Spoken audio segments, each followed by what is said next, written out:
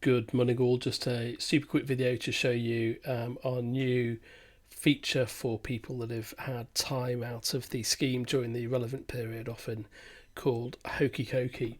So just moving over to the modeler, we've just changed order a little bit, so people using Concierge, that now comes at the top after the forward. You can use this section here to collapse down sections to customize the report.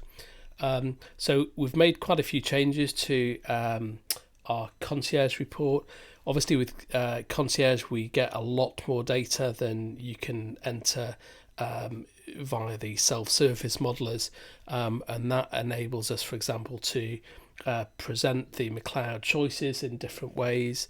All of this information is just extracted from your total reward statement, and shows you over 20 or so pages what McLeod looks like for the pension that you've accrued so far. But one of the criticisms I've made over many years of the total reward statement is that it's pretty useless, in that virtually nobody will retire from the 1995 scheme at their normal retirement age, typically 60, and their 2015 scheme at state pension age, so typically 67 or 68 or God knows what, for younger members. So it makes evaluating these choices and seeing what they look like pretty difficult.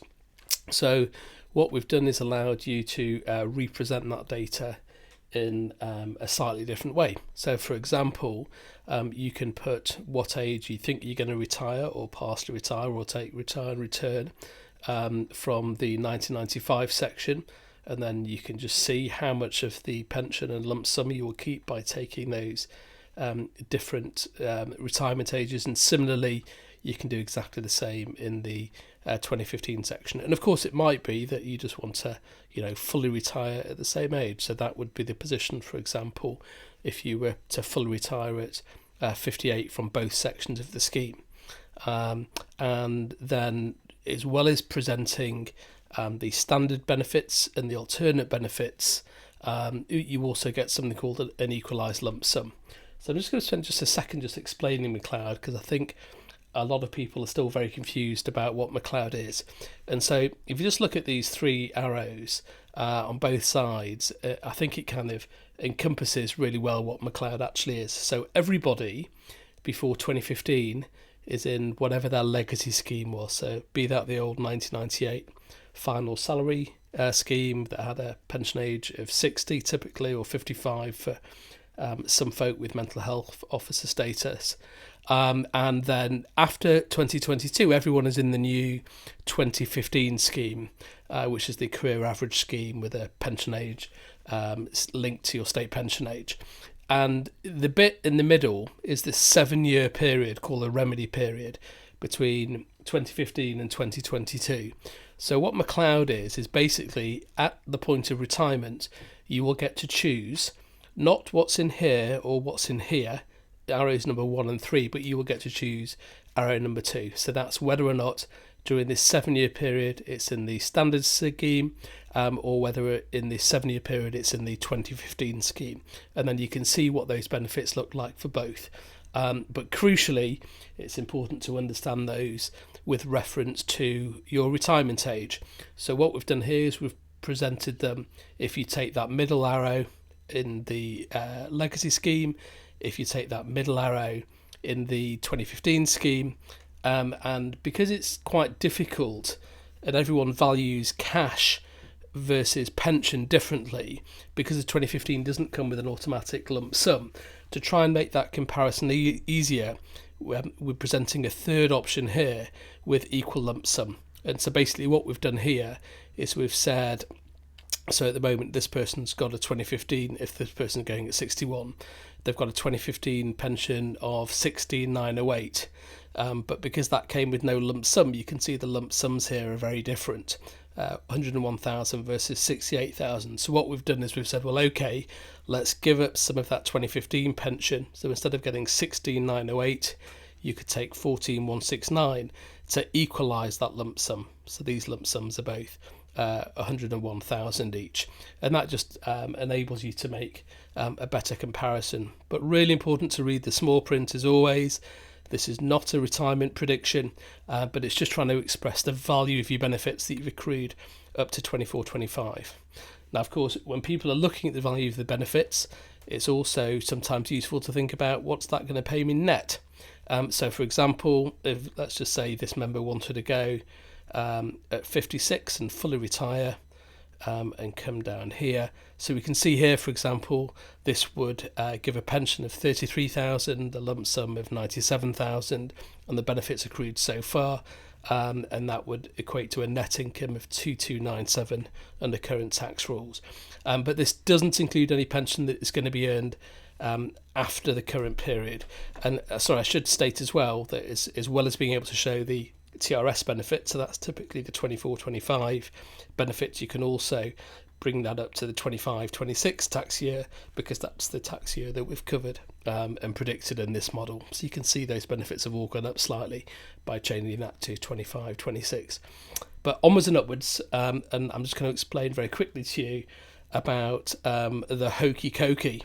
So if we scroll down here, as I said, for hokey clients, we get a lot more data in which we can present to you and summarise. So most people who've had kind of pension reports, etc., will be asked to obtain, if they're in England and Wales, something called an O5 service and pay extract. And that provides really detailed information about all of your pay and service and less than full time and added years, etc. But it's quite an unfriendly document. So what we do here, firstly, is we summarise that for you, and we're summarising it from the 15-16 tax year, because that's the tax year that's important for the start of the McLeod remedy period. And we can see here, for example, that there is less than 365 days. So there's only 273 days where this member has been contributing in the 22-23 tax year, and these bold years are the years that are presented in this current modeler, which covers these 3 tax years. So the scheme rules deal differently with pay for the 2015 scheme versus the 1995 scheme. So in the 2015 scheme, we just use actual pay. Okay, so this member had actual pensionable pay in those 273 days of 89,492. But in the 1995 rules, they look at 2 different things. So firstly, they're looking at the best of the last 3 years, but because it's looking at years, it needs to look at blocks of 365 days. So this is quite a straightforward hokey example. There's only been one hokey. My wife did one yesterday that had 4 periods that was a bit more challenging and less than full time. And we can see here, because there's only 273 days, you've then got to roll back the whatever 27 plus 65 is days to give this 365 days, and that's what this value is over here. So this value over here is made up of this 89,492 in those 273 days, plus a pro rata amount going back into the previous tax year to give total pensionable pay that's used for 1995 purposes. So this is the value that's going to be used for 2015. This is the value that's going to be used for 1995. Now, you remember I also mentioned best of 3, and so you'll see, for example, here this new value of 118 is higher than this value of 113. So in this example, we're going to use 1995 pay for 22-23 with this value that's been made up using values from the previous year, but then we're also going to use best of last 3 years to use that value as well. So if we scroll down, we can just see further analysis that's part of the concierge service. So this was this difference between the payslip data and the total reward statement, but that's been fully explained. So there's an exact match between the O5 extract and the total reward statement, and so there's no issue there because it's been fully explained by the issue of coming out of the scheme.